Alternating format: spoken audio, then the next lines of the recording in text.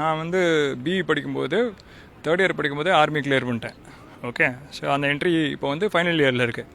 அந்த மாதிரி அடுத்து நேவி கிளியர் பண்ணேன். So army permanent Indian military academy permanent commission, army short service commission, OT officers training academy, Indian navy. கடைசி Indian navy தான் join பண்ணேன். So but நானே air force அப்போ அப்ளை பண்ணல, எனக்கே தெரியாது அப்போது. அதே மாதிரி கோஸ்ட் கார்டுன்னு ஒன்று இருக்குது, கடலோர காவல்படை. இன்றைக்கி அந்த அதிகாரிகள் வந்திருந்தாங்க, அதுக்கும் நான் அப்ளை பண்ணல. ஸோ அந்த டைமில் எனக்கே வந்து அவேர்னஸ் இல்லாமல் தான் இருந்தது. இவ்வளோ தூரம் நானே தேடி கண்டுபிடிச்சி அப்ளை பண்ணப்போ. ஸோ இப்போ வந்து பார்த்திங்கன்னா ஏர்ஃபோர்ஸ்க்கு ஒரு எக்ஸாம் இருக்குது, அஃப்கேட் அப்படிங்கிறது. அது ரொம்ப பாப்புலர் ஆகிடுச்சு இப்போ. அதுதான் வந்து ஃபஸ்ட்டு ப்ரிலிம்ஸு. இந்த அஃப்கேட் கிளியர் பண்ணால் ஏர்ஃபோர்ஸ் காமன் ஆப்டிடியூட் டெஸ்ட், அது கிளியர் பண்ணால் அடுத்து வந்து ஏஎஃப்எஸ்பி, எஸ்எஸ்பி எல்லாம் ஒன்று தான்.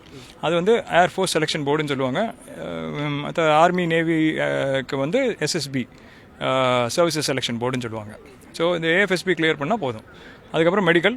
சப்போஸ் பைலட் ஆகணும்னா மட்டும் ஒரு எக்ஸ்ட்ரா டெஸ்ட் இருக்குது, CPSS, computerise pilot selection system அப்படின்னு ஒரு டெஸ்ட் இருக்குது. அது லைஃப் டைமில் ஒரு தடவை தான் எடுக்க முடியும். அது இப்போ நீங்கள் பார்க்குற பைலட்ஸ் எல்லாம் அந்த டெஸ்ட்டை லைஃப் டைமில் ஒன் டைம் எடுத்து பாஸ் ஆனவங்க அவங்களாம். அது ரெண்டாவது தடவை எஸ்எஸ்பிஎல்லாம் நீங்கள் ஃபெயில் ஆகிட்டிங்கன்னா இன்னொரு தடவை போகலாம், there is no limitation. But CPSS மட்டும் நீங்கள் ஒரு தடவை ஃபெயில் ஆகிட்டிங்கன்னா நீங்கள் எஸ்எஸ்பிக்கு போய் கிரவுண்ட் டியூட்டி ஆஃபீஸர் ஆகலாம், டெக்னிக்கல் ஆஃபீஸர் ஆகலாம். ஆனால் ஃப்ளைங் இது பைலட் ஆக முடியாது.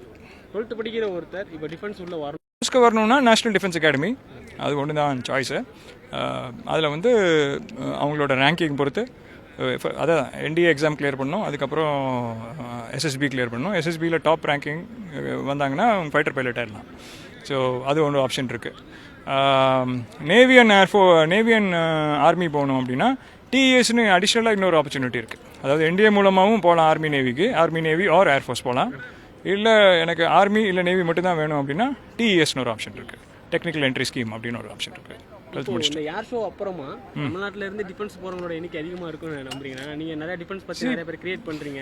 சரி, நான் இன்னைக்கு வந்தது காரணமே நான் ட்ரெயின் பண்ண ஸ்டூடெண்ட்டு தான் அவங்க நம்ம ஃபஸ்ட்டு ஸ்குவாட்ரனோட கமாண்டர் பரேடில் அபிஜித்னு சொல்லிட்டு பவானியில் ஒரு சாதாரண குடும்பத்துலேருந்து வந்த பையன், ஒன்லி சைல்டு.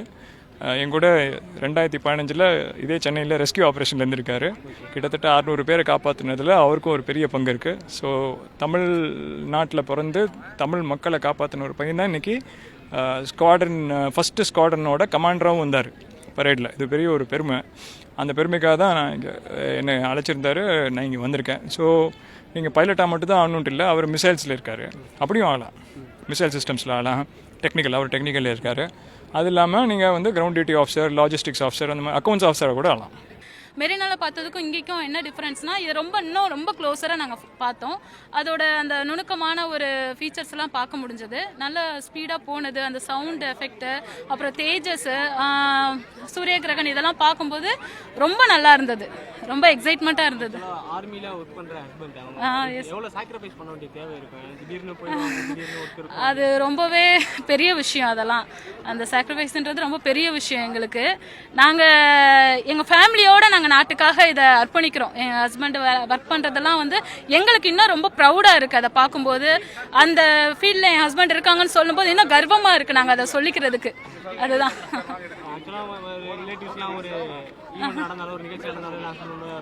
ஆமாம் ஆமாம் ஆமாம் ஆமாம், அதுக்கெல்லாம் போக முடியாது, செய்ய முடியாது. இருந்தாலும் எங்களுக்கு இது மிகப்பெரிய இது. என் ஹஸ்பண்ட் ஆர்மியில் இருக்காருன்னு சொல்லும் போது நான் தலை நிமிர்ந்து கர்வமாக சொல்லுவேன். அதை எனக்கு அதுதான் பெருமை. பெரிய ஈவெண்ட்ஸுக்கு போகிறோம், அங்கே பொங்கலுக்கு போகணும், அதுக்கு போகணும், இதுக்கு போகணுன்றதுல பெருமை எனக்கு கிடையாது. என் ஹஸ்பண்ட் ஆர்மியில் இருக்காரு அப்படின்ற சொல்லும் போதே எனக்கு அது ஒரு பவர் கிடைக்குது. அதுதான் எனக்கு மிகப்பெரிய கர்வமாக இருக்குது. இந்த இதை சொல்லும். ஆமாம், கண்டிப்பாக. அது கிடைக்கிறது மிகப்பெரிய இது இல்லைங்களா? எல்லாருக்கும் இந்த ஆப்பர்ச்சுனிட்டி கிடைக்காது. நாங்கள் அதை பக்கத்தில் இருந்து பார்க்கும்போது எங்களுக்கு அது இன்னும் ரத்தம் அப்படியே உள்ள வெளியில் அப்படியே கொதிக்குது. அந்த அளவுக்கு உத்வேகமாக இருந்தது. அது எங்கள் பசங்களுக்கு இது இன்னுமே பெரிய ஆப்பர்ச்சுனிட்டி தான். எல்லாருக்கும் இது கிடைக்குமான்னு தெரியல. எங்கள் பசங்க இன்னும் பார்க்கும்போது தன்னோட அப்பாவோடைய நாட்டோட அர்ப்பணிப்பு தன்னோட அப்பா எவ்வளோ தூரத்துக்கு வளைக்கிறாங்க அப்படின்றத பசங்க பார்த்து தெரிஞ்சுக்கிறாங்க இதில்.